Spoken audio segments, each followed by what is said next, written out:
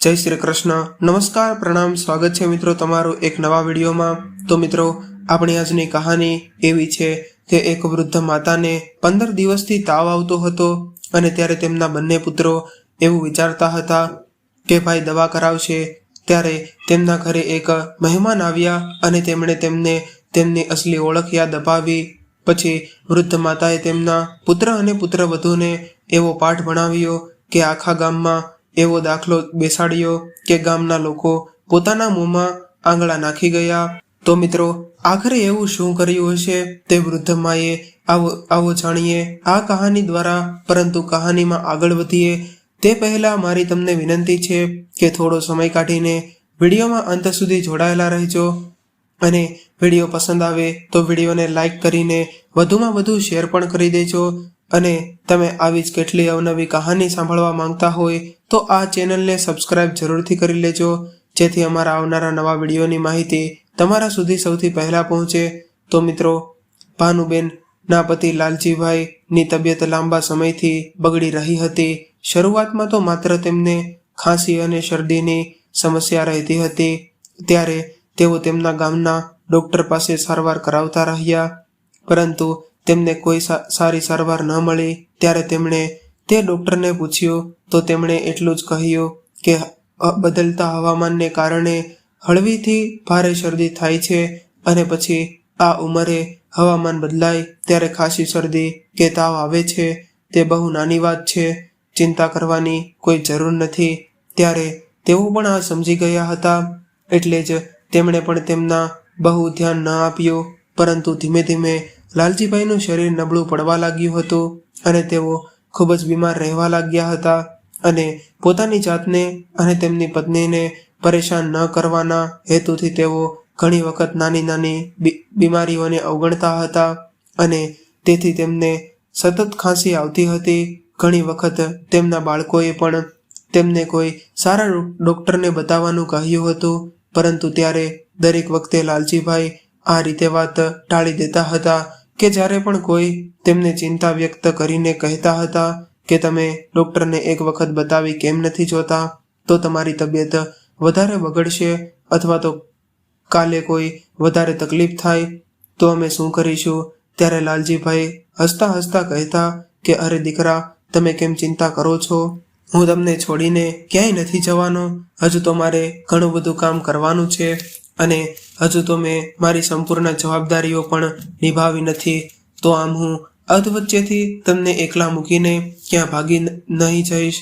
તો જો ભગવાન મને પણ બોલાવશે તો હું તેમને પણ હાથ જોડીને થોડા સમય માટે માફી માંગી લઈશ અને કહીશ કે જ્યાં સુધી હું મારા બધા બાળકોના લગ્ન નહીં કરું ત્યાં સુધી મને અહીંયા રહેવા દો। તો તેમના બાળકો પણ તેમને કહેતા કે પપ્પા, તમે આવું કેમ બોલો છો?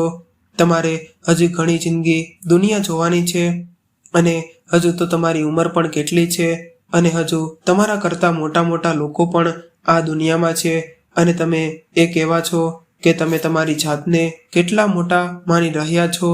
હવે તમે તમારા ખાવા પીવા પર થોડું ધ્યાન આપો।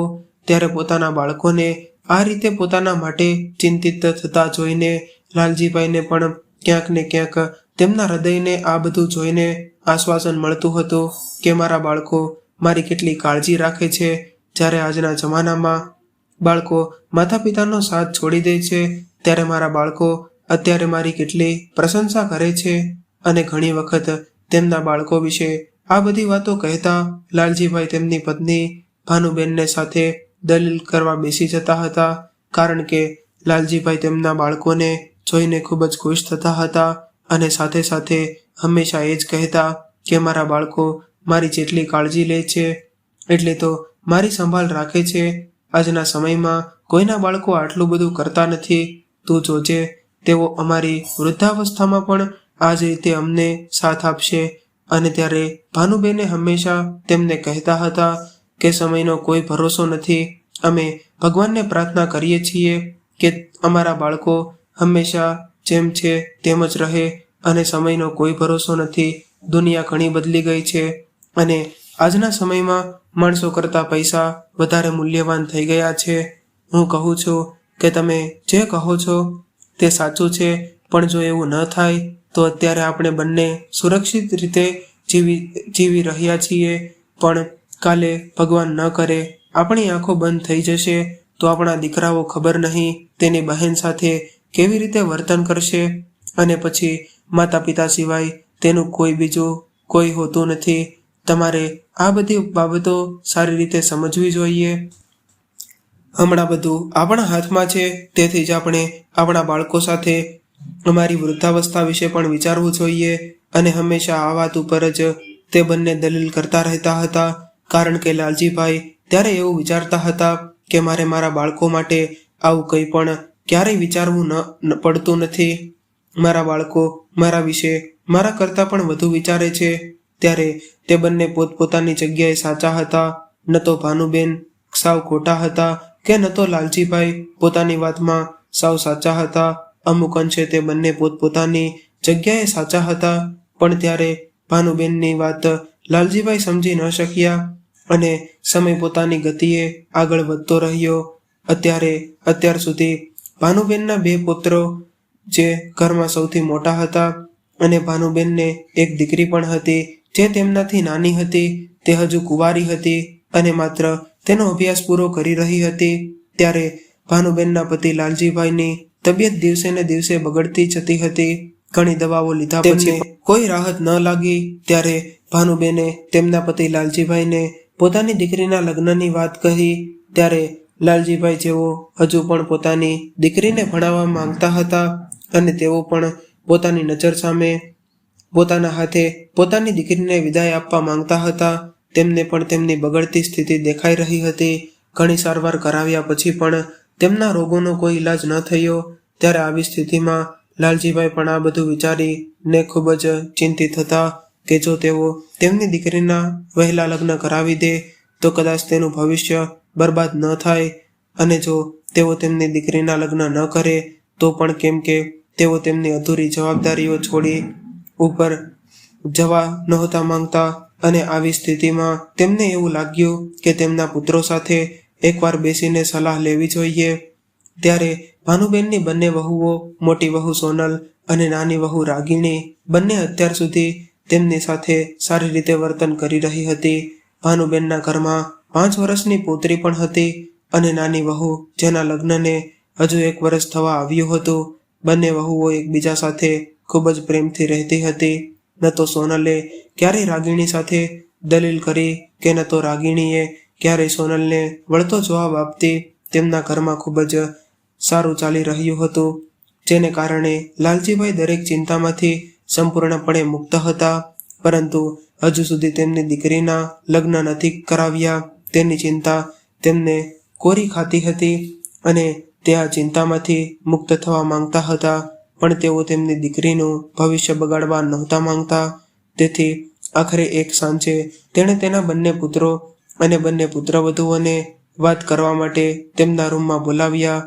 ત્યારે પોતાના માતા પિતાના બોલવા પર તેમના બંને પુત્રો અને પુત્રવધુઓ તેમની પાસે આવ્યા, અને ત્યારે લાલજીભાઈ તેમના પુત્રો અને પુત્રવધુઓની સામે તેમના મનના વિચારો વ્યક્ત કર્યા અને સ્પષ્ટ શબ્દોમાં કહ્યું કે દીકરા, આજકાલ મારી તબિયતની જે હાલત છે તે જોઈને હું પોતે નથી જાણતો કે હવે હું ક્યાં સુધી તમારી સાથે રહીશ.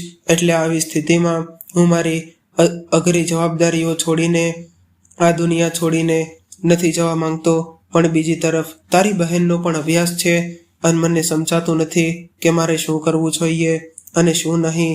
તેથી જ મેં તમને ચારેયને બોલાવ્યા છે. હવે તમે મને કહો કે મારે શું કરવું જોઈએ. હું તમારી બહેન માધવીના લગ્ન કરાવું કે નહીં? ત્યારે પોતાના પિતાની આવી વાત સાંભળીને તેમના મોટા પુત્ર રોનકે કહ્યું કે પપ્પા, તમે ચિંતા ન કરશો, તમારી સારવાર ચાલી રહી છે. ભગવાનની ઈચ્છા હશે તો બધું સારું થઈ જશે. તમને એવું કેમ લાગે છે કે તમને કંઈક થશે? તમને કંઈ નહીં થાય, બસ તમે હિંમત રાખો. અને પછી તેમના પુત્રો અને પુત્રવધુઓએ એવું જ કહ્યું અને તેમને હિંમત આપી. પણ ત્યારે લાલજીભાઈને હિંમતની સાથે સાથે કંઈક બીજું પણ જોતું હતું, અને તે હતું તેમના પુત્રો અને પુત્રવધુઓની સલાહ. આ વાત તેમણે તેમના બાળકોને કહી હતી અને તે જાણવા માંગતા હતા કે તેઓએ તેમની દીકરીના લગ્ન કરાવ્યા જોઈએ કે નહીં. ત્યારે તેમનો મોટો પુત્ર બોલ્યો કે પપ્પા, આમાં કોઈ વાંધો નથી. જો તમે તેને તમારા હાથે પરણાવવા માંગતા હોય તો તમે તેમના લગ્ન કરાવી દો. સંબંધની તો કોઈ કમી નથી. સંબંધ લાવવા ઘણા તૈયાર છે. આપણે કહીએ કે તરત જ હાજર તેઓ આપણે ના પાડીએ છીએ. નહીંતર છોકરાવાળા તો ઘણા તૈયાર છે. અમારી બહેન કોઈ કામમાં કમ થોડી છે. તો ત્યારે તેમના બીજા પુત્રએ કહ્યું કે પપ્પા, તમે લગ્ન કરાવી દેવા માંગતા હોય તો કરાવી દો, અથવા તો રહેવા દો. તો તે થોડું વધારે ભણી લેશે. જો તેનું સપનું છે કે કંઈક કરે તો આપણે તેમના સપના વિશે પણ વિચારવું જોઈએ. પછી લાલજીભાઈએ કહ્યું કે વહુ, તમે એક કામ કરજો કે 1-2 દિવસમાં તમે માધવી પાસેથી જાણવાનો પ્રયત્ન કરો કે તે આના ઉપર શું કહેવા માંગે છે. શું તે લગ્ન કરવા માંગે છે કે આગળ ભણવા માંગે છે. તે જે ઈચ્છતી હશે તે જ થશે. બીજા દિવસે તેમની પુત્રવધુઓ પોતપોતાની રીતે તેને પૂછવાનો પ્રયાસ કર્યો. ત્યારે ખબર પડી કે માધવી તે બધાની વાતો પહેલાથી જ સાંભળી ગઈ હતી. જ્યારે તેમના પિતા લાલજીભાઈ અને માતા ભાનુબેન તેમની તબિયત વિશે ચિંતિત હતા અને એકબીજા સાથે વાત કરી રહ્યા હતા, ત્યારે લાલજીભાઈએ કહ્યું હતું કે તેઓ પોતાની દીકરીને પોતાના હાથે વિદાય આપવા માંગે છે. આ બધી બાબતોને કારણે માધવીએ તેના પિતા પર બધું છોડી દીધું અને કહ્યું કે ભાભી, કૃપા કરીને તમે પિતાને કહો કે તેમના કોઈ નિર્ણયથી મને કંઈ વાંધો નથી. પપ્પા મારા માટે જે પણ નિર્ણય લેશે એ સાચો જ હશે. તેથી જ પપ્પા મારા લગ્ન કરે કે કેમ તેની મને પરવા નથી. મારા માટે મારા પિતાજીની ખુશી જ સર્વર છે. છેવટે લાલજીભાઈએ પોતાની દીકરી માધવી માટે એક સારો છોકરો જોયા પછી તેના લગ્ન કરવાનું નક્કી કર્યું. આ દરમિયાન માધવી પણ તેના માતા પિતાની ખુશી જોઈને ઘણી ખુશ હતી, પરંતુ તે તેના મનમાં વિચારી રહી હતી કે કદાચ તેનું સપનું ક્યારેય પૂરું નહીં થાય. તે ભણવા માંગતી હતી, તે જીવનમાં કંઈક બનવા માંગતી હતી, પરંતુ તે ક્યારેય શક્ય નહોતું. પરંતુ તેનું સપનું તૂટવાથી તે જેટલી દુઃખી હતી તેટલી જ તે તેના પિતાનું સપનું પૂરું થવાની અનેક ગણી વધુ ખુશી હતી. આખરે એ દિવસ આવ્યો જ્યારે લાલજીભાઈ અને સમગ્ર પરિવારે સાથે મળીને ખુશીથી તેમની દીકરી માધવીને લગ્ન કરીને તેમના ઘરેથી વિદાય આપી. માધવીના લગ્ન પછી લાલજીભાઈની બંને પુત્રવધુઓ, પૌત્ર પૌત્રી, તેમની પત્ની અને તેમના 2 પુત્રો ઘરમાં હાજર હતા. ત્યારે લાલજીભાઈ અને ભાનુબેનને તેમના સમગ્ર પરિવારમાં દીકરીની કમી પણ મહેસૂસ ન થાય. અને પછી બીજા દિવસે દરેક દીકરીના મા બાપને આ દિવસ જોવાનો જ હોય છે. બસ આટલું જ વિચારીને બંને પોતાની જાતને સમજાવી લેતા હતા.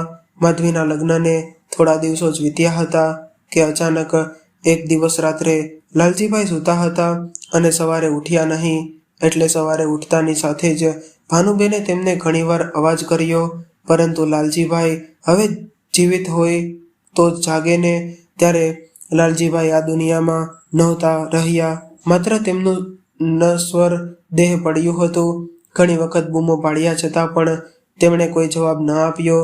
ત્યારે ભાનુબેન તેમની નજીક આવ્યા અને નજીક આવતા જ તેમનો હાથ પકડીને તેમને જગાડવાનો પ્રયાસ કર્યો. ત્યારે તેમણે જવાબ ન આપ્યો તો ભાનુબેન જોરથી ચીસો પાડવા લાગ્યા અને પોતાની પુત્ર અને વહુને બોલાવવા લાગ્યા. થોડી જ વારમાં તેમના બંને પુત્ર અને વહુઓ પણ તેમની રૂમમાં આવી ગયા અને રૂમમાં પહોંચતા જ તેઓએ જોયું કે તેમના પિતા લાલજીભાઈનો મૃતદેહ પલંગ પર પડ્યો હતો. આ જોઈને ઘરમાં હોબાળો મચી ગયો. બધા રડી રડીને ખરાબ સ્થિતિમાં હતા, પરંતુ ભાનુબેન કદાચ ત્યારે આ દુઃખ સ્વીકારવા માટે સક્ષમ ન હતા. તેમના માટે આ આઘાત ઘણો મોટો હતો અને તેથી જ કદાચ તેમને આ દુઃખમાંથી બહાર આવવામાં પણ ઘણો સમય લાગ્યો અને તેથી જ તે સંપૂર્ણપણે નિર્જીવ બની ગયા હતા.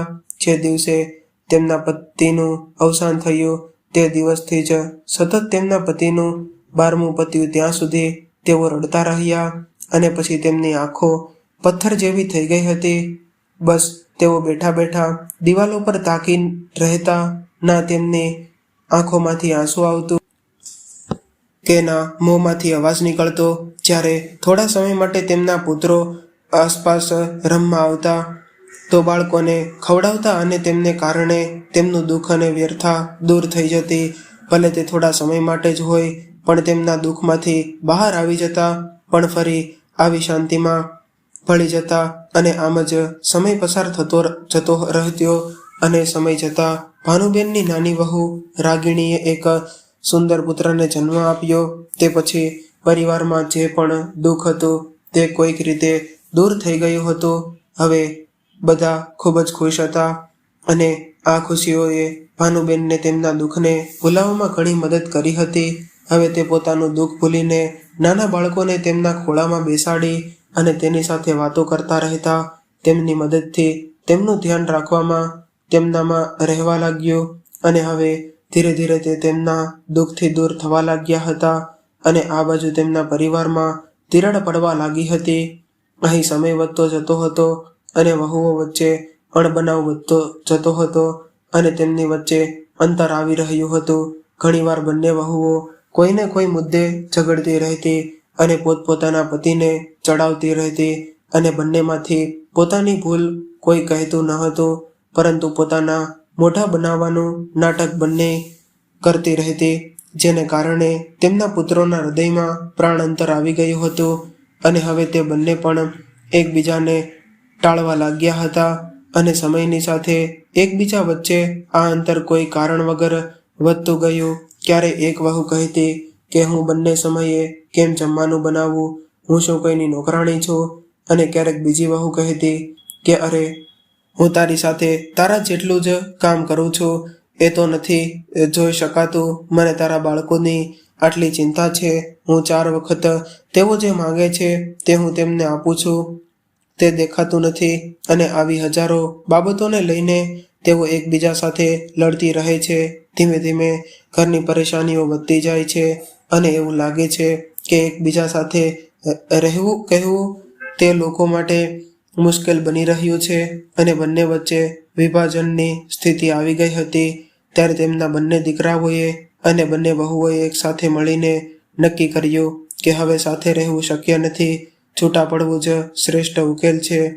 તેઓએ એકબીજા સાથે નિર્ણય કર્યો અને પછી તેમની માતા ભાનુબેનને કહ્યું. ત્યારે આ બધું સાંભળીને ભાનુબેનને બિલકુલ પસંદ ન આવ્યું, કારણ કે તે ક્યારે તેમના બાળકોને 2 ભાગ વિભાજિત જોવા માંગતા ન હતા. તે હંમેશા તેમના પરિવારને એક સાથે જોવા માંગતા હતા અને તેથી જ તે હંમેશા તેમના પુત્ર અને પુત્રવધૂને સમજાવતા હતા. પરંતુ હવે તેમના બાળકોએ તેમના શબ્દો સાંભળવા પર ખૂબ જ ખરાબ લાગે છે. જો તે તેમને સમજાવતા તો તેમની વાત સાંભળતા પહેલા જ તેઓ કહેતા કે બસ માતા, તમને કંઈ ખબર નથી પડતી. ઘરમાં હવે આટલા બધા લોકો છે ત્યારે આપણે સાથે રહેવું શક્ય નથી. ભાનુબેને જ્યારે ઘણું સમજાવ્યા પછી પણ તેમના પુત્ર અને પુત્રવધુઓ સંમત ન હતા, તો તેઓએ કહ્યું કે ઠીક છે, જો તમે લોકો પહેલાથી જ નિર્ણય કરી ચૂક્યા છો કે તમારે અલગ થવું પડશે, તો તમે કોઈની સલાહ સાંભળશો નહીં. મારી વાત તો છોડો, તમારે જે કરવું હોય તે કરતા જ રહેશો. એટલે ઠીક છે દીકરા, જો તમે બંને ભાગલા પાડવા માંગતા હોય તો ઠીક છે, જે તમને યોગ્ય લાગે તે કરો. આના પર બંને પુત્રોએ તેમની માતાને ઘરના આંગણાની વચ્ચે ખુરશી પર બેસાડી અને એકબીજા ભાગ વહેંચવા લાગ્યા. અને ઘરમાં બનાવેલા ઓરડાથી લઈને ઘરની અંદર રાખેલા વાસણો, ચમચી અને ગણીને સરખી રીતે વહેંચવામાં આવ્યા. બધું જ 2 ટુકડામાં વહેંચાઈ ગયું. પછી તે ઘરના વાસણો હોય કે ઘરના ઓરડાઓ, એ પોતાના માતા પિતાએ ખરીદેલી વસ્તુ કે સામાન હોય કે બીજું કંઈ પણ. અને એટલું જ નહીં, દીકરાઓએ પોતાની માતા પાસેથી તેમના દાગીના પણ માંગી લીધા કે માતા, હવે આ ઉંમરે તમારે દાગીનાની કંઈ જરૂર નથી. તમારે તમારી ઉંમરમાં આ બધું પહેરીને શું કરવું છે? હવે આ દાગીના પહેરવાની ઉંમર તમારી પુત્રવધૂની છે, તેથી તમે દાગીના અમને આપી દો, અમે તે અમારી વચ્ચે વહેંચી લઈશું. પછી દીકરાઓ જાતે જઈને પોતાની માતાના ઘરેણાં તેમના કબાટમાંથી કાઢવા લાગ્યા અને બંને પુત્રવધુઓએ અડધા અડધા વહેંચી લીધા. પરંતુ એક હાર હતો જે વહેંચવો શક્ય ન હતો, તેથી તે બંનેએ હાર સોનાર પાસે જઈને વેચી દીધો અને મળેલ રકમ અડધી અડધી વહેંચી લીધી. અત્યાર સુધી ઘરમાં બધું જ વહેંચાઈ ગયું હતું અને એક માતા જે પોતાના આંગણાની વચ્ચે ખુરશી પર બેઠી હતી અને તેને ખબર ન હતી કે તેણે તેના મોટા પુત્ર તરફ જવું જોઈએ કે તેના નાના પુત્ર તરફ, ત્યારે તેમના પુત્ર અને પુત્રવધૂએ ભાગલા પછી આંગણામાં રાખેલો પોતાનો સામાન લીધો અને પોતપોતાની જગ્યાએ જવા લાગ્યા. ધીમે ધીમે જ્યારે તે લોકો પોતાનો સામાન લેવા લાગ્યા ત્યારે ભાનુબેને તેમના બંને દીકરાઓને પૂછ્યું કે દીકરા, તમે બધું વહેંચી નાખ્યું છે અને તમે મારા દાગીના પણ છોડ્યા નથી અને તમારી પત્નીઓએ મારા સરસ સરસ કપડાં પણ તેમની વચ્ચે વહેંચી લીધા છે, પણ હવે મને કહેતા રહેજો કે તમે બધા મને કેવી રીતે વહેંચશો, મારે ક્યાં રહેવાનું છે, મારી જવાબદારી તમારા બંનેમાંથી કોણ ઉપાડશે? આ પ્રશ્ન પર તેમના બંને પુત્રો સાવ ચૂપ થઈ ગયા. ન તો તેમનો મોટો દીકરો એક પણ શબ્દ બોલી શકતો કે ન તો તેમના નાના દીકરામાં કંઈ કહેવાની હિંમત હતી. ત્યારે પોતાના દીકરાઓને ચૂપ રહેવાથી ભાનુબેનને પોતાનો જવાબ મળી ગયો હતો અને પછી તેઓ થોડી વાર રાહ જોઈ અને આમ જ ચૂપ રહ્યા. ત્યારે તેમના મોટા પુત્રએ આવીને કહ્યું કે માતા, તમે આટલી ચિંતા કેમ કરો છો? એમાં વિચારવાની શું વાત છે? હવે તમે અમને બધું જ આપી દીધું છે એટલે અમે બંને તમારી જવાબદારીઓ નિભાવીશું. તમે અમારી માતા છો તો તમારી સંભાળ રાખવાની અમારી ફરજ છે. તેથી જ આજથી તમે એક અઠવાડિયું તમારા મોટા પુત્ર સાથે અને એક અઠવાડિયું તમારા નાના પુત્ર સાથે રહેજો અને ભોજન કરજો.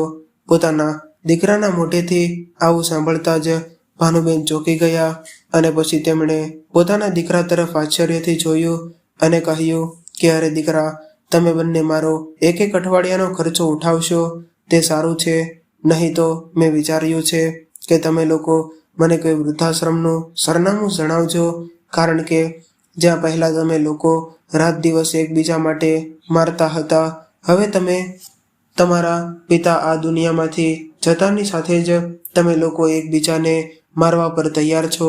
આટલું કહેતા ભાનુબેન પોતાની ખુરશીમાંથી ઊભા થયા અને તેમના રૂમમાં ચાલવા ગયા અને સૂઈ ગયા.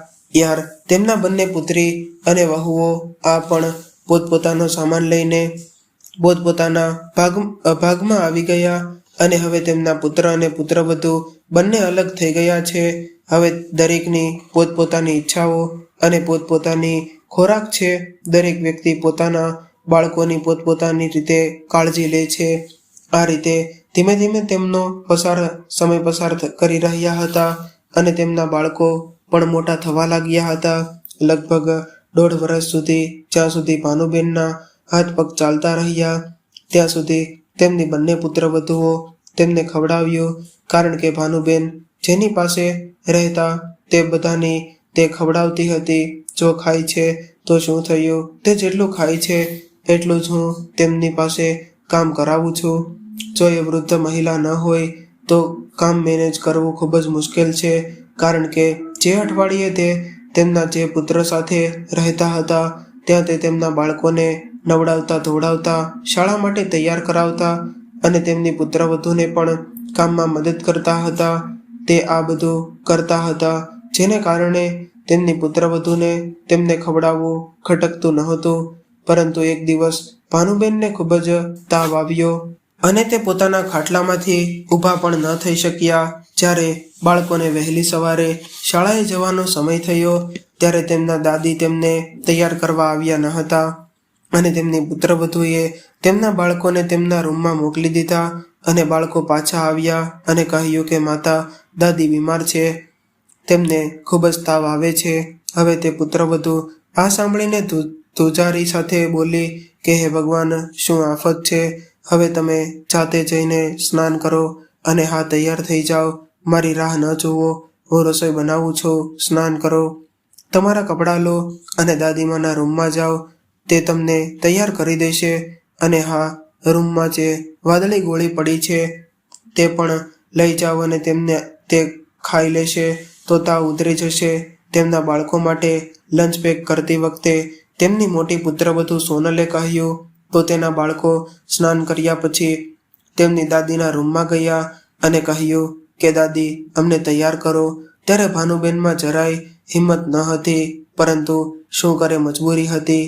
તેમણે એટલે હિંમત ભેગી કરી અને તેમના પુત્ર પુત્રીઓને તૈયાર કર્યા અને કહ્યું કે દીકરા જા અને તારી માતા પાસેથી મારા માટે કંઈક ખાવાનું લઈ આવ. હું ખાલી પેટ દવા નહીં લઉં, નહીં તો નુકસાન થશે. જઈને તમારી માતાને કહો કે તે મારા માટે થોડો હલવો બનાવી આપે. ત્યારે બાળકોએ જઈને તેમની માતાને કહ્યું કે મમ્મી, દાદી માટે થોડો હલવો બનાવી આપો.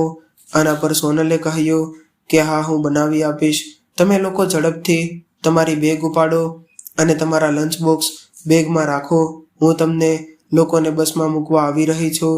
એટલું કહીને સોનલે ગેસ બંધ કર્યો અને રાતની સૂકી રોટલી અને થોડુંક શાક તેમના ઉપર થોડું તેલ લગાવી અને તેમના સાસુના રૂમમાં લઈ ગઈ અને ટેબલ પ્લેટ મૂકીને તે બહાર નીકળતા બોલી કે માજી, અત્યારે આ ભોજન કરીને દવા લઈ લેજો. મારે બહુ મોડું થઈ રહ્યું છે. બાળકોને શાળાએ મૂકીને પાછું આવવું પડશે. આટલું કહીને તે ચાલી ગઈ અને થોડા સમય પછી જ્યારે તે બાળકોને છોડીને પાછી આવી ત્યારે તેણે જોયું કે તેની સાસુ દવા ખાઈને પછી આરામ કરી રહી હતી. તે રસોડામાં ગઈ અને પોતાનું કામ પૂરું કરવા લાગી અને થોડીવાર પછી રસોઈ કર્યા પછી તેણીએ તેના સાસુને બોલાવ્યા અને કહ્યું કે અરે માજી, તમે ગોળી લઈને ઘણો સમય થઈ ગયો છે. હવે તાવ ઉતરી ગયો હશે. સાંભળો છો? જાઓ અને જોવો માજીને તાવ છે કે નહીં. સોનલે તેના પતિને કહ્યું તો રોનક રૂમમાં જઈને તેની માતાને જોઈ આવ્યો. ત્યારે તેની માતા કપડું ઓઢીને સૂઈ રહી હતી. જ્યારે રોનકે તે કપડું હટાવ્યું અને તેમને સ્પર્શ કર્યા પછી તેને કહ્યું કે માતા, તમારો તાવ ઉતરી ગયો છે. તેના પર ભાનુબેને કહ્યું કે હા દીકરા, હવે મને થોડી રાહત મળી છે, નહીંતર મારાથી આ ખાટલામાંથી ઊભું પણ થવાતું નહોતું. એટલામાં રોનકનો લંચ બોક્સ પેક કરીને સોનલ તેમના સાસુના રૂમમાં આવી અને લંચ બોક્સ રોનકના હાથમાં પકડાવીને તેણે કહ્યું કે આ લ્યો તમારું બોક્સ અને સમયસર તમારી ઓફિસે જાઓ. હવે માજીને સારું થઈ ગયું છે. તેઓ મને કામમાં મદદ કરશે. તમે જાઓ અને તમારું કામ કરી જુઓ. વાસ્તવમાં સોનલે તેમના પતિને મદદ કરવા માટે ઘરે કપડાં સીવવાનું કામ શરૂ કર્યું હતું અને તેથી જ તે સોનલના કિચનનું કામ પણ તેની સાસુ સંભાળતી હતી. રોનક ચાલ્યો ગયો અને સોનલે તેના સાસુ સામે રોટલી મૂકતા કહ્યું કે હવે હું કપડાં સિલાઈ કરવા બેસું છું. મોટાભાગના ખોરાક રસોડામાં પહેલેથી જ તૈયાર છે. બપોર પછી બાળકો આવશે ત્યારે હું કપડાં સીવતી હોઉં ત્યારે તમે તેમના માટે ગરમ ખોરાક તૈયાર કરજો. હું કપડાં સીવવા જાઉં છું અને તમે જઈને રસોડું સંભાળો. જે વાસણો થાય તે ધોઈ રસોડામાં સાફ સફાઈ કરી દેજો. હે ભગવાન, સાફ સફાઈથી મને યાદ આવ્યું કે આજે હું ઉતાવળને કારણે સવારે ઘર સાફ કરી નહોતી શકતી અને હવે મારી પાસે સમય નથી. તેથી જલ્દી જમ્યા પછી આ બધું કામ પૂરું કરી લેજો અને હા, ઘરની સાફ સફાઈ પણ કરી દેજો. હું મારું થોડું કામ કરું. જો 2 પૈસા આવશે તો તે સારું રહેશે. ભાનુબેન હવે થોડા સ્વસ્થ હતા, તેથી તેઓ તેમના ખાટલામાંથી ઊભા થયા અને બધા કામ કરવા લાગ્યા. પરંતુ અહીં તેમની પુત્રવધૂની ઈચ્છા કંઈક અલગ જ હતી. તેમનું કામ પૂરું થતાં જ તેઓ તેમની વહુ પાસે આવ્યા અને તેમના આવતા જ તેમની વહુ તેમની કમર પકડીને બેસી ગઈ કે ઓ માં, મારી કમર તૂટી ગઈ. આ કેટલું બધું દુખે છે. હવે હું કપડાં કેવી રીતે સીવી શકીશ? ત્યારે આવી રીતે સોનલ અસ્વસ્થ થવાનો ડોળ કરીને બોલી તો ભાનુબેને કહ્યું કે દીકરી, તું આરામ કર. પેટીકોટ સિલાઈ કરી લઈશ. જા રૂમમાં જઈને આરામ કરી લે. અને જ્યારે નાની વહુએ આ બધું જોયું ત્યારે તે પણ ચીડાઈ ગઈ અને ઘણીવાર જ્યારે તે તેની સાસુને તેની જેઠાણીની જગ્યાએ કોઈ પણ કામ કરતા જોતી ત્યારે તેના દિલમાં ઈર્ષ્યા આવતી અને જ્યારે તે તેની સાસુને તેના કામમાં મદદ કરતી જોતી ત્યારે તેને વધુ ગુસ્સો આવતો. બીજા દિવસે પણ ભાનુબેનને એવો જ તાવ આવ્યો અને તેમની પુત્રવધૂએ તેમને એ જ ગોળી આપી અને તે ગોળી ખાઈને તેમનો તાવ ઉતરી ગયો. ભાનુબેન માત્ર બેદરકાર જ ન હતા, પરંતુ તેમની વહુને પણ સારી તક મળી રહી હતી અને તેથી જ આ દિવસે તેણે તેની સાસુ પર કામ માટે દબાણ પણ નહોતું કર્યું. તેને એવું લાગી રહ્યું હતું કે કદાચ તેમની તબિયત વધારે ન બગડી જાય. પછી તે વિચારવા લાગી કે બસ આજની વાત છે. હવે આ અઠવાડિયે માજી તેના નાના પુત્ર અને વહુ સાથે રહેશે, એટલે આપણે ચિંતા કરવાની કોઈ જરૂર નથી. જ્યારે તેમની તબિયત ત્યાં બગડે ત્યારે એ લોકો તેને દવા કરાવે. આ વિચાર સાથે તેમના મનમાં તે માત્ર એટલું જ વિચારતી રહી કે આજે રાતે ગમે તેમ કરીને પસાર થઈ જાય અને કાલનો દિવસ થાય. બીજા દિવસે ભાનુબેનને ફરીથી ખૂબ જ તાવ આવ્યો અને ગોળી ખાઈને જેવો જ તેમનો તાવ ઉતરી ગયો અને તેણે ફરીથી તેની સાસુને એટલે કે ભાનુબેનને તેમના નાના પુત્ર અને પુત્રવધુ પાસે મોકલ્યા, કારણ કે આ વખતે તેમની માતાને ખવડાવવાની જવાબદારી તે બંનેની હતી. ભાનુબેન હવે તેમના નાના પુત્ર અને પુત્રવધુ પાસે ગયા અને ઘણા દિવસોથી બેદરકાર રહેવાને કારણે તેમનો તાવ ઘણો વધી ગયો હતો અને તેમની તબિયત પણ બગડતી જતી હતી, જેને કારણે તે બરાબર કામ કરી શકતા ન હતા. કોઈ રીતે તેમના મોટા પુત્રના આ બધું સમજતા હતા અને તેઓ પોતપોતાની માતાને પૂછતા પણ હતા, તેમની દાદીની તબિયતને આટલી હળવાશથી કેમ લે છે? તેમને કોઈ સારા ડોક્ટરને બતાવો. પરંતુ તે ઘણીવાર બાળકોને કોઈને કોઈ બહાને સાંત્વના આપતી હતી. હવે જ્યારે ભાનુબેન તેમના નાના પુત્ર સાથે જમવા લાગ્યા તો તેમની નાની વહુ રાગીણી પણ તેમની પાસેથી એ જ કામની અપેક્ષા રાખતી હતી. પરંતુ જ્યારે તેમના શરીરમાં હિંમત જ નહોતી ત્યારે તે કઈ રીતે કઈ કામ કરી શકે? પરંતુ તેમ છતાં તેમની પુત્રવધૂને શરમ ન આવી અને તેમણે તેમના બાળકોને તૈયાર કર્યા અને તેમની નાની વહુ રસોડામાં મદદ કરવા કહેવા લાગી. હવે તેમનો તાવ થોડો ઉતરી ગયો હતો, તેથી બિચારા રસોડામાં આવીને ઊભા રહ્યા અને તેને મદદ કરવા લાગ્યા. પરંતુ તે બરાબર ઊભા ન રહી શક્યા, તેથી તે તેમની નાની વહુને કહીને તેમના રૂમમાં જવા લાગ્યા કે દીકરા, હું કાલે તારી મદદ કરીશ. આજે મારા શરીરમાં જરાય શક્તિ નથી. હું રૂમમાં જઈને આરામ કરું છું. આનાથી નાની વહુ વધુ ગુસ્સે થઈ ગઈ અને તેણે તેના સાસુને કહ્યું કે મોટી વહુની ત્યાં તમારું શરીર સારી રીતે કામ કરે છે. ઘરનું કામ કરવું હોય કે સીવણકામ કરવું તો તે બધું કામ તમે કરી લ્યો છો અને મારા ત્યાં આવીને નાટક કરો છો કેમ કે શું હું ખાવાનું નથી આપતી? અરે શરમ છે કે નહીં? આટલું બધું ખાય છે, તેના બદલામાં થોડું ઘણું કામ કરશો તો ક્યાં પહાડ તૂટી પડશે? પુત્રવધૂની આ બધી વાતો સાંભળીને ત્યારે ભાનુબેનને ખૂબ જ ખરાબ લાગ્યું, પરંતુ તે તેને શું કહે? બિચારા ચૂપચાપ કામ કરવા લાગ્યા અને વિચાર્યું કે આ સાંજે જ્યારે તેમના દીકરો આવે ત્યારે તે તેને તેમની વહુ વિશેની વાતો કહેશે. સાંજે જ્યારે તેમનો દીકરો આવ્યો ત્યારે તેમણે તેમની પુત્રવધૂની ખૂબ જ આતુરતાથી વાત કહી અને આ સમયે પણ તે તાવથી સળગી રહ્યા હતા. જ્યારે તેમણે તેમના પુત્રને તેમની પત્ની વિશે કહ્યું ત્યારે તેણે તેની પત્નીને ઠપકો આપવાનું શરૂ કર્યું અને કહ્યું કે મારી માતા સાથે વાત કરવાની તારી હિંમત કેવી રીતે થઈ? તારી પાસે મારી માતા સાથે વાત કરવાનો શિષ્ટાચાર નથી. તે બિચારો બીમાર છે, તેથી તું તેને ઓછામાં ઓછી 2 ગાળો આપી શકી હોત. માતા દવા લઈને આરામ કરી લેતી. આજ પછી મારી માતા સાથે આ રીતે વાત ન કરતી. ત્યારે તેણે તેની માતાની સામે તેની પત્નીને ગાળો આપી અને જતી વખતે ભાનુબેને તેમના પુત્રને ખૂબ જ પ્રેમથી કહ્યું કે પુત્ર, મને છેલ્લા 5 દિવસથી સતત તાવ આવે છે અને હજુ સુધી મારો તાવ ઉતરતો નથી. સવારે દવા લઉં તો સાંજે ચડી જાય છે, સાંજે દવા લઉં તો બીજા દિવસે સવારે ફરી તાવ આવે છે. તેથી મને કોઈ સારા ડૉક્ટરને બતાવ. પોતાની માતાની વાત સાંભળ્યા પછી તેમનો દીકરો થોડો ચિંતિત થયો અને પછી તેની માતાને હા કહીને પોતાની રૂમમાં ચાલ્યો ગયો અને જ્યારે તેની પત્નીએ રૂમમાં નારાજગી વ્યક્ત કરી ત્યારે તેણે કહ્યું કે તું પણ એકદમ મૂર્ખ છે.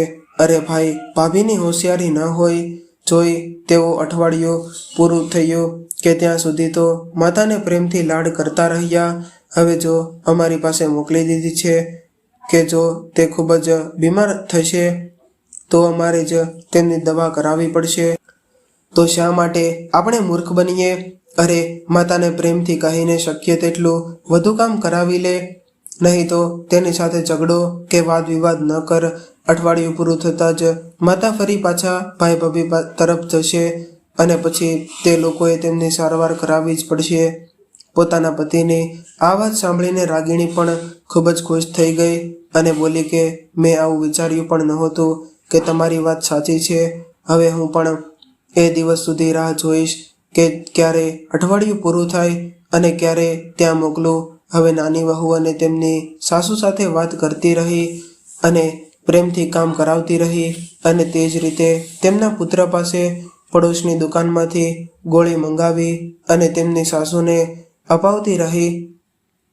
અને આખરે એ દિવસ પણ આવી ગયો કે જ્યારે તેમના મોટા દીકરા અને મોટી વહુને ત્યાં જમવાનો વારો આવ્યો. એટલે કે હવે તેમની જવાબદારી તેમના મોટા દીકરા અને વહુ પર હતી. જ્યારે તેમના મોટા પુત્ર અને પુત્રવધૂએ જોયું કે તે બંને તેમની માતાને ટાળી રહ્યા હતા અને તેમની સારવાર ન કરાવી, ત્યારે તેમનો મોટો પુત્ર અને પુત્રવધુ પણ તેમની જ દલીલ કરવા લાગ્યા કે જ્યારે તેમણે સારવાર ન કરાવી તો પછી અમે કેમ કરાવીએ. અને હવે સમય આમ જ પસાર થવા લાગ્યો. ત્યારે ભાનુબેને તેમના મોટા પુત્ર સાથે ઘણી વાત કરીને કહ્યું કે દીકરા, મારે કોઈ સારા ડૉક્ટરની સારવારની જરૂર છે. પણ ત્યારે તેમનો દીકરો તેમની એક પણ વાત સાંભળ્યો નહીં. ધીમે ધીમે ભાનુબેનની તબિયત એટલી બગડી ગઈ કે તેઓ પથારીમાંથી ઉઠી પણ નહોતા શકતા. તેમની હાલત એટલી બધી ખરાબ થઈ ગઈ હતી કે તેમના મોઢામાંથી એક પણ શબ્દ નીકળી રહ્યો ન હતો અને તે પથારીમાંથી પણ હલતા ન હતા. આ બધું જોઈને આ તેમના બંને પુત્રોને જરા પણ દુઃખ નહોતું. તે તો ભગવાનનો આશીર્વાદ છે કે ભાનુબેનના બહેનનો છોકરો ભાવેશ તેમના લગ્નનું કાર્ડ આપવા માટે તેમના ઘરે આવ્યો હતો. પરંતુ જ્યારે તે ઘરે પહોંચ્યો ત્યારે તેણે ભાનુબેનને આ હાલતમાં જોયા ત્યારે તે ગુસ્સે થઈ ગયો અને ત્યારે તેમની બહેન પણ તેમની સાથે હતી. તે તરત જ તેની માસી પાસે ગઈ અને તેને પીવા માટે પાણી આપ્યું અને ટેકો આપીને બેસાડવાનો પ્રયત્ન કર્યો. પણ આ શું છે? તેમણે સ્પર્શ કર્યો કે તરત જ તેને સમજાયું કે તેમને ખૂબ જ તાવ છે. તેથી તે બંને ઘરે આરામથી બેસવાને બદલે તરત જ તેમની માસીને નજીકના ડૉક્ટર પાસે લઈ ગયા. ત્યારે ડૉક્ટરે તેમને દવાઓ આપી, ઇન્જેક્શન આપ્યું અને તે ખૂબ જ નબળા હોવાથી તેમને એક બોટલ પણ આપી. અને પછી જ્યારે તે થોડા સ્વસ્થ થયા ત્યારે તેમણે તેમની બહેનના બાળકોને પોતાની પાસે બેઠેલા જોઈને તેમની આંખોમાં આંસુ આવી ગયા. ત્યારે પોતાની માસીની હાલત જોઈને તે બંને પણ પરેશાન હતા. ત્યારે તેઓએ તેમને શાંત પડાવવાનો પ્રયત્ન કર્યો અને પૂછ્યું કે માસી, તમે આટલા બીમાર હતા? મેં મારી મોટી ભાભીને પૂછ્યું તો તેમણે કહ્યું કે તે તમારા વિશે જાણતી નથી કે તમને આટલો બધો તાવ પણ છે. મને કહો કે શું થયું? ત્યારે તેમણે તેમને બધું કહ્યું. તેમના પુત્રો આવા છે કે જેના વિશે તેઓએ ક્યારેય વિચાર્યું પણ નથી કે જે પુત્ર તેના પિતાની સામે એક શબ્દ પણ બોલતા ડરતો હતો, એણે આજે તેના પિતાના ગયા પછી તેમની માતાની એવી હાલત કરી નાખી છે કે તેણે ક્યારેય વિચાર્યું પણ નહોતું. આખરે જ્યારે તે થોડા ભાનમાં આવ્યા ત્યારે બાળકોએ તેમને કહ્યું કે માસી, હવે મને કહો કે તમારે શું જોઈએ છે અને એક કામ કરો કે તમે મારી સાથે અમારા ઘરે આવો અને અમે ત્યાં જ રહીજો. આ લોકો તમારી સાથે કામ કરાવવા છતાં અત્યારે આવો વ્યવહાર કરે છે. જો કાલથી તમારા હાથ પગ કામ કરવાનું બંધ કરી દે તો આ લોકો તમારી બિલકુલ કાળજી નહીં રાખે. આ સાંભળીને ભાનુબેને કંઈક વિચાર્યું અને તેમને કહ્યું કે દીકરા, તમે બિલકુલ સાચા છો. મારા બાળકો ખરેખર ખૂબ જ નકામા છે, પરંતુ અત્યાર સુધી તેઓએ માત્ર મારો પ્રેમ જોયો છે. તેઓ મને મારા ઘરથી દૂર કરી શકતા નથી, જે મારા પતિએ પોતાની મહેનતની કમાણીમાંથી એક એક પૈસો જોડીને બનાવ્યું છે. મને તારી સાથે જવા સામે કોઈ વાંધો નથી, પણ આ ઘર છે, આ ઘર નથી. મારો આત્મા તેમાં વસે છે. જો હું તેનાથી દૂર જઈશ તો હું ક્યારેય સુખી અને શાંતિથી જીવી નહીં શકીશ. આ ઘરમાં મારા પતિ સાથેની મારી યાદો જોડાયેલી છે. આ ઘર છોડી શકું છું, હું ન છોડી શકું. હું આ સ્વીકારું છું કે હું વૃદ્ધ છું અને તેથી જ મારી વાત, મારી ખુશી કે મારા આંસુથી કોઈ ફરક પડતો નથી. કદાચ હવે હું કોઈના માટે મહત્વની નથી, પણ મારા માટે મારા પતિની યાદો ખૂબ જ મહત્વ ધરાવે છે. આ અધમ દુનિયામાં પણ કોઈ એવું હોય કે જેણે મને ક્યારેય એકલી ન છોડી હોય, તો તે મારા પતિની યાદો છે, જેના સહારે હું આજે પણ આ દુનિયામાં જીવિત છું. અને પોતાની માસી પાસેથી આ બધું સાંભળીને તે બાળકો કહેવા લાગ્યા કે માસી, આ સ્થિતિમાં તમે ક્યાં સુધી ટકી શકશો? ક્યારેક કોઈ પ્રતિઘટના બનશે, તેની કોઈ ખબર નથી. અત્યારે તેઓ તમારી તરફ પાછું વળીને જોવા પણ તૈયાર નથી અને તમે આટલી ઝડપથી હાર માની લીધી છે. ક્યાં સુધી તમે આમ પરિસ્થિતિઓનું સમાધાન કરતા રહેશો? તમારે તમારા અધિકારો માટે બોલવું પડશે. હવે તમે પોતે જ કહ્યું છે ને કે આ ઘર તમારા પુત્રોનું નથી પણ તમારા પતિનું છે. તો તમે જ કહો કે તમારા પતિ તમને આ સંજોગોમાં રાખવા માંગતા હતા ને કે ના? તો પછી તમે આ પરિસ્થિતિમાં કેમ રહો છો? એ બાળકોની વાત સાંભળીને ત્યારે ભાનુબેન થોડા સહજ થઈ ગયા અને પછી તેમણે વિચાર્યું કે બાળકો જે બોલી રહ્યા છે તે ક્યાંક ને ક્યાંક સાવ સાચું છે. તેઓએ કંઈ પણ ખોટું નથી કહ્યું.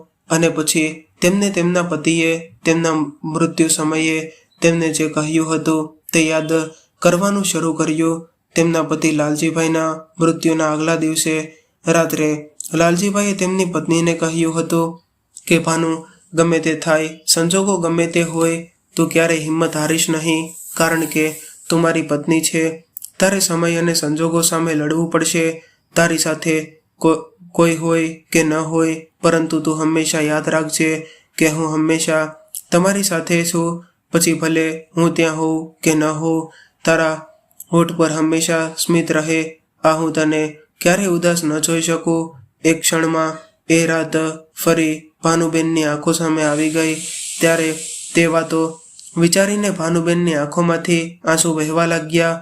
એકાએક પતિને યાદ કરીને ચૂપ થઈ ગયા અને બોલ્યા કે હું મારા પતિની આ ઈચ્છાને ચોક્કસ પૂરી કરીશ. અને તમે મને કહ્યું હતું કે હું મારું જીવન જીવીશ અને હું ખૂબ જ ખુશ રહીશ. મારે તમારા વિના આ જીવન જીવવું નથી. પણ હા, હું પ્રાણીની જેમ રૂમમાં બંધ રહી મરવા નથી માંગતી. તમારા વગર જીવવું એ પણ સજા છે. પણ જો હું આવી રીતે મરી જઈશ તો એવા દીકરા અને વહુને કોણ સજા આપશે, જેઓ પોતાના મા બાપને આવી સ્થિતિમાં મોકલે છે? અચાનક આ બધી બાબતોએ તે ભાનુબેનની અંદર એક નવી ઉર્જા ભરી દીધી. જેવા તે દવાખાનેથી ઊભા થયા અને ચાલવા લાગ્યા, ત્યારે તેમની બહેનના બાળકો તેમની સાથે ચાલવા લાગ્યા અને કહ્યું કે માસી, તમે ક્યાં જાઓ છો? જ્યારે બાળકોએ પૂછ્યું તો ભાનુબેને જવાબ આપ્યો કે દીકરા, હું મારા બગડેલા બાળકોને પાઠ ભણાવવા જઈ રહી છું.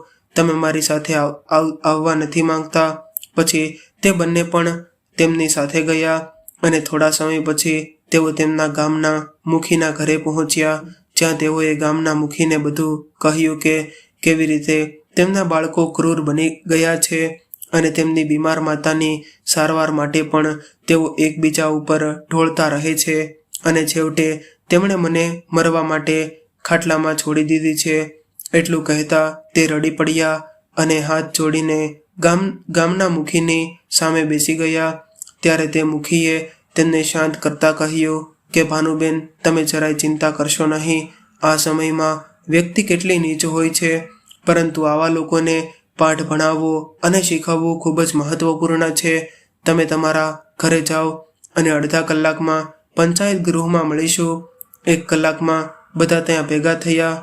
અડધા કલાકમાં ગામની પંચાયત બિલ્ડિંગમાં પંચાયત ભરી અને ભાનુબેન આ બંને પુત્રોને બોલાવીને હાજર કરાવવામાં આવ્યા. અને ગામના મુખીએ માતા એટલે કે ભાનુબેનને તેમની આખી કહાની બધાની સામે કહેવા માટે કહ્યું.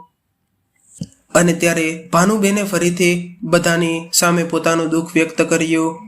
તેમણે તેમની પૂરી કહાની કહેવાનું શરૂ કર્યું આ બધું સાંભળીને પંચાયતમાં બેઠેલા મોટાભાગના લોકો ભાવુક થઈ ગયા અને આ પછી ભાનુબેને હાથ જોડીને બધાને પ્રાર્થના કરી કે વૃદ્ધાવસ્થામાં જ્યારે મારી પાસે કંઈ નથી ત્યારે હું મારા બાળકો માટે કોઈ કામની નથી, તેથી જ તેઓ એ મને ખાટલામાં મરવા માટે છોડી દીધી છે. પણ મોત વિના મૃત્યુ આપનારને લોકો કોણ કહે છે કે તે જેને મેં પોતે જન્મ આપ્યો છે. આજે ફરી એકવાર હું મૃત્યુના જડબામાંથી નીકળી હતી. આજે તે જ ઓલાદ અને મને મારવા પાછળ પડી છે.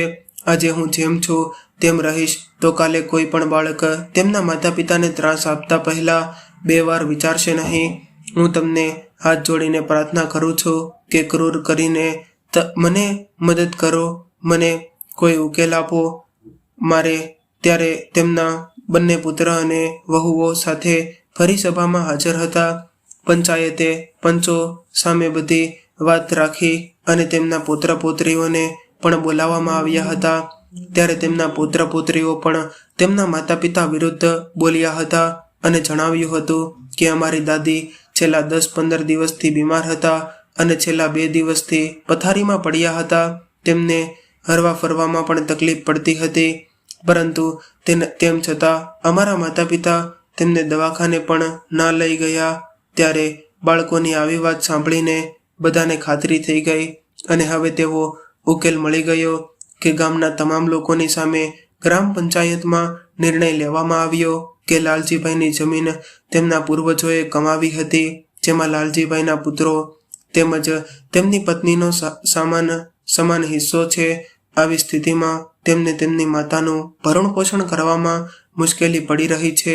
તે ખેતરોમાંથી તેમને તેમનો હિસ્સો આપવો સૌથી યોગ્ય રહેશે. અત્યાર સુધી તેમના ખેતરમાંથી તેમના બંને પુત્રો પોતાની વચ્ચે વિભાજન કરતા હતા.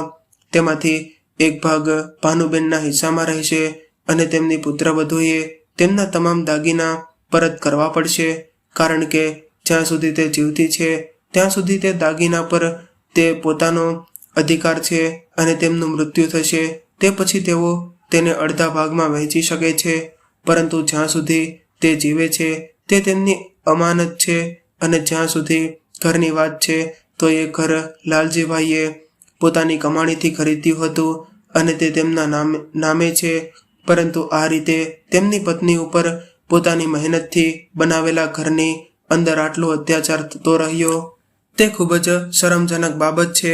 હવે જો ભાનુબેન ઈચ્છે છે તો તેમના પુત્રોએ ઘરમાંથી કાઢી શકે છે અને જો તેમના પુત્રો સહમત ન થાય તો પોલીસ બોલાવીને તેમને ઘરમાંથી બહાર કાઢવામાં આવશે અને ખેતરોમાંથી આવતી આવકનો 1/3 હિસ્સો ભાનુબેનનો હશે.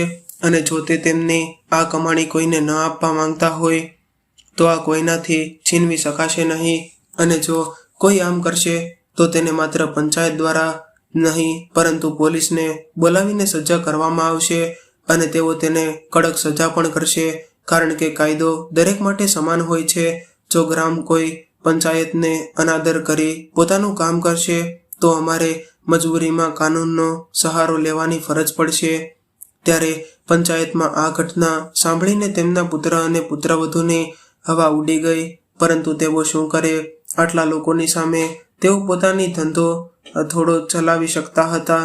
મજબૂરીમાં તેઓ બધાની સામે હા કહેતા રહ્યા.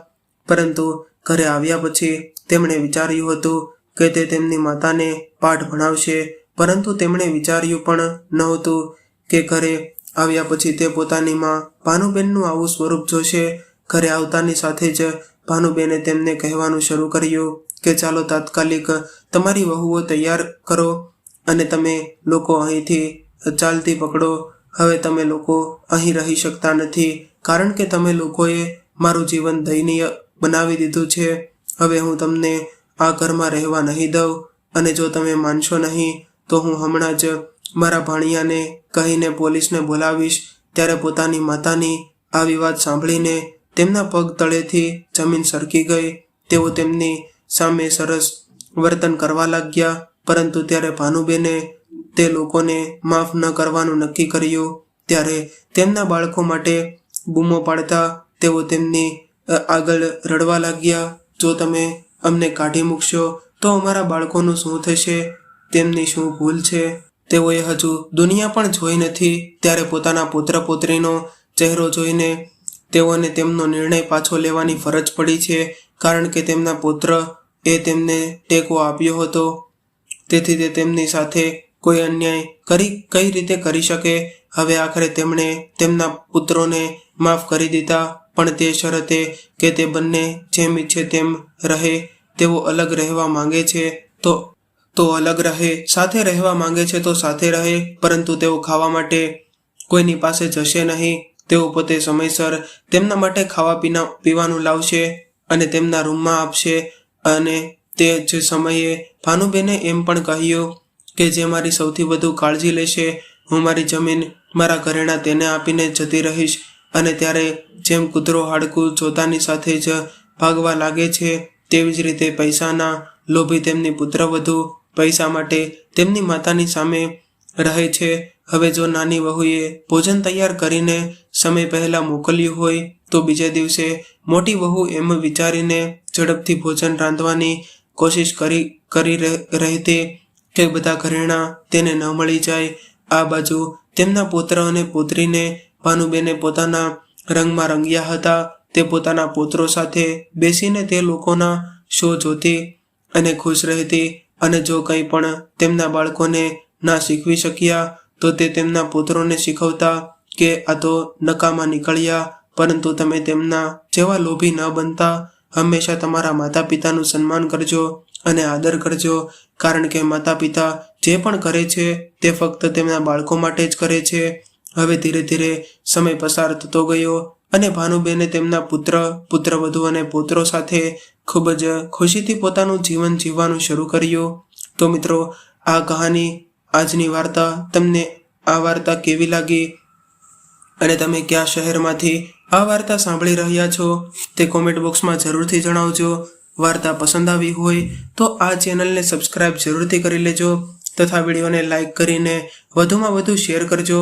મિત્રો, ફરી મળીશું એક નવી કહાની સાથે અને એક નવા વિડીયો સાથે. ત્યાં સુધી સૌને મારા જય શ્રી કૃષ્ણ. હર હર મહાદેવ.